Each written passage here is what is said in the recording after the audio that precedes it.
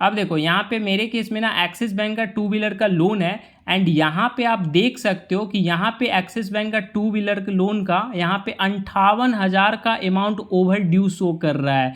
भाई इसके वजह से मेरा सिविल स्कोर बढ़ ही नहीं रहा है, बर्बाद कर दिया है इन लोगों ने, जबकि मैंने यहाँ पे पेमेंट भी कर दिया इन लोगों का, लेकिन अमाउंट ओवर ड्यू के चक्कर में सिविल स्कोर मेरा इंक्रीज ही नहीं हो रहा है। अभी 2 मिनट के अंदर अंदर मैं इसे रिमूव करके आपको दिखाने वाला हूँ।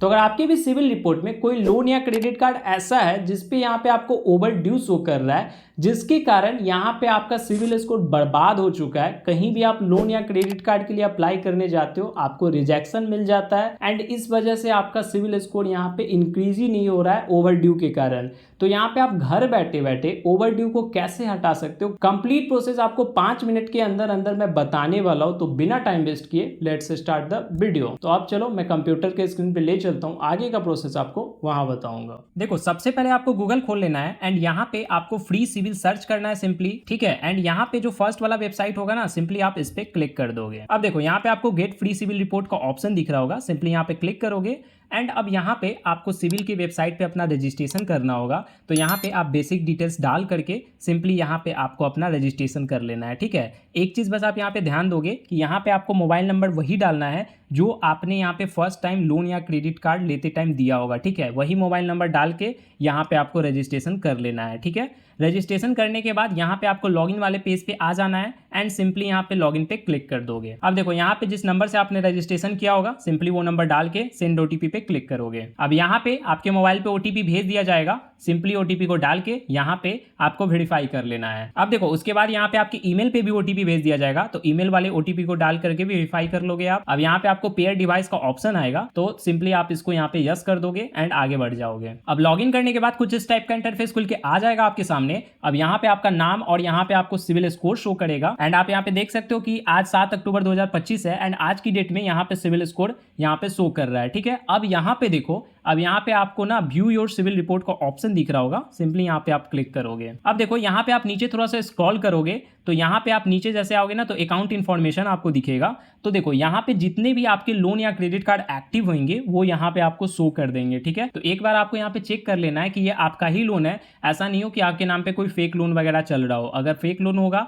तो उसे भी आप कैसे रिमूव कर सकते हो, वीडियो मैंने डाल रखी है, आई बटन और डिस्क्रिप्शन बॉक्स के अंदर वीडियो का लिंक मिल जाएगा। तो यहाँ पे आप वेरीफाई कर लेना, ठीक है। एंड यहाँ पे नीचे आओगे तो जो आपके यहाँ पे लोन क्लोज हो चुके हैं वो भी यहाँ पे आपको शो कर देंगे, ठीक है। एंड देखो यहाँ पे आपको प्रोफाइल इन्फॉर्मेशन का ऑप्शन दिख रहा होगा, यहाँ पे सिंपली क्लिक करोगे तो यहाँ पे आपका सारा डिटेल्स आ जाएगा, आपका नाम, पैन नंबर, मोबाइल एड्रेस, सब कुछ यहाँ आ जाएगा। तो एक बार इसे भी वेरीफाई कर लोगे कि कहीं कुछ मिस्टेक वगैरह तो नहीं है। बाकी यहाँ पे इंक्वायरी इन्फॉर्मेशन का ऑप्शन आएगा, तो यहाँ पे आपने जितनी भी इंक्वायरी की होगी लोन या क्रेडिट कार्ड के लिए वो यहाँ शो कर जाएगी, ठीक है। तो ये बेसिक चीज़ें मैंने आपको समझा दिया है। अब देखो, अब मेन पॉइंट पे मैं आ जाता हूँ। देखो यहाँ पे आपको यहाँ पे चेक करना है कि आपका यहाँ पे किस लोन अकाउंट पे अमाउंट ओवर ड्यू शो कर रहा है, ठीक है। अब देखो यहाँ पे मेरे केस में ना एक्सिस बैंक का टू व्हीलर का लोन है एंड यहाँ पे आप देख सकते हो कि यहाँ पे एक्सिस बैंक का टू व्हीलर के लोन का यहाँ पे 58,000 का अमाउंट ओवर ड्यू शो कर रहा है। भाई इसके वजह से मेरा सिविल स्कोर बढ़ ही नहीं रहा है, बर्बाद कर दिया है इन लोगों ने, जबकि मैंने यहाँ पे पेमेंट भी कर दिया इन लोगों का,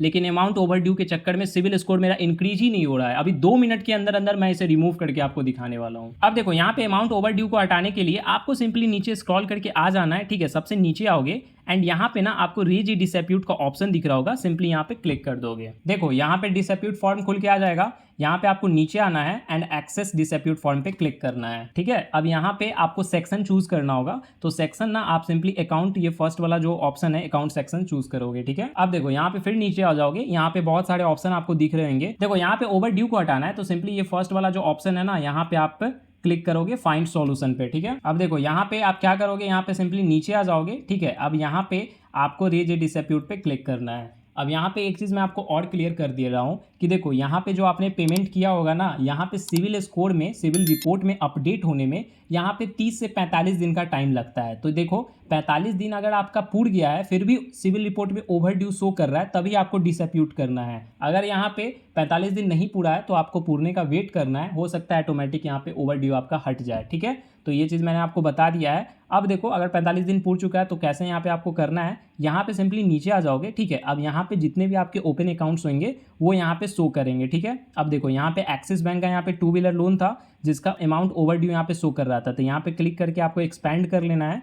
एंड यहाँ पे ओवर ड्यू का जो अमाउंट है इसे सिंपली यहाँ पे पहले आप ओके करोगे एंड यहाँ पे ओवर ड्यू के अमाउंट को 0 कर दोगे, ठीक है। यहाँ पे आप ध्यान दोगे जब एक्चुअल में आपने जितना का आपका यहाँ पे पेमेंट था टोटल आपने क्लियर कर दिया, यानी कि 0 रुपये आप पे ओवर ड्यू है, तभी यहाँ पे सिविल स्कोर से हटेगा। अगर यहाँ पे ओवर ड्यू पेंडिंग है तब यहाँ पे नहीं हटने वाला है। अगर एक्चुअल में आपने कर दिया है पेमेंट और सिविल में शो कर रहा है तब ये प्रोसीजर से हट जाएगा सिंपली। अब देखो यहाँ पे 0 हो गया and date of last payment आपसे पूछेगा, तो यहाँ पे आपने जिस डेट को लास्ट पेमेंट किया है वो डेट यहाँ पे मेंशन कर दोगे सिंपली। अब देखो डेट मेंशन करने के बाद आपको यहाँ कुछ नहीं करना, यहाँ पे क्लिक कर लोगे। अब देखो यहाँ पे आपके अगर और भी अकाउंट में ओवर ड्यू शो कर रहे होंगे, क्रेडिट कार्ड या कोई लोन का होगा, सेम आपको इसी प्रोसेस से ना अमाउंट को ओवर ड्यू को 0 करना है and date of last payment में जब आपने पेमेंट किया होगा वो डेट डाल देना है, ठीक है।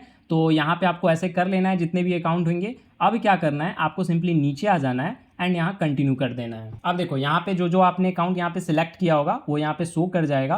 तो मेरे केस में तो एक ही है, हो सकता है आपके केस में बहुत सारे हो। तो यहाँ पे क्या करोगे ना, यहाँ पे फिर नीचे आओगे and proceed to next step पे क्लिक करना है। अब यहाँ पे बहुत सारे लोग कंफ्यूज हो जाते हैं भाई। देखो यहाँ पे आपको नीचे आना है एंड यहाँ पे बहुत सारे लोग कंफ्यूज क्या होते हैं ना कि यहाँ पे लोन अकाउंट नंबर वो डालने लग जाते हैं, ठीक है। तो भाई आपको ऐसा नहीं करना है, मैं आपको क्लियरली बता देता हूँ। यहाँ पे आपको अपना कोई भी सेविंग अकाउंट है उसका डिटेल्स बस डालना है, और वो इसलिए डालना है क्योंकि आरबीआई का गाइडलाइन आया है कि यहाँ पे अगर कोई भी फाइनेंशियल या इंस्टीट्यूशन कंपनी आपको यहाँ पे बैंक वगैरह अगर 30 दिन के अंदर अंदर यहाँ पे आपके डिस्प्यूट को रिसॉल्व नहीं करती है तो यहाँ पे 100 रुपये पर डे के हिसाब से आपको यहाँ पे फाइन देगी वो कंपनी, न कि आपको देना है। यानी कि आपको बेनिफिट है कि अगर आपका डिस्प्यूट रिसॉल्व नहीं हुआ तो 100 रुपये पर डे के हिसाब से आपको पैसा मिलेगा जो अकाउंट यहाँ पे डालोगे, ठीक है। इसलिए यहाँ पे अकाउंट आपको डालना रहता है। तो जिस भी बैंक में आपका खाता होगा पहले तो यहाँ पे आप अपना फुल नेम डालोगे, फिर यहाँ आईडी टाइप में आप पैन सेलेक्ट करके अपना पैन नंबर यहाँ डाल दोगे। उसके बाद यहाँ पे आईएफएससी कोड डालना है। फिर यहाँ पे जिस भी बैंक में खाता होगा उस बैंक का नेम डालोगे।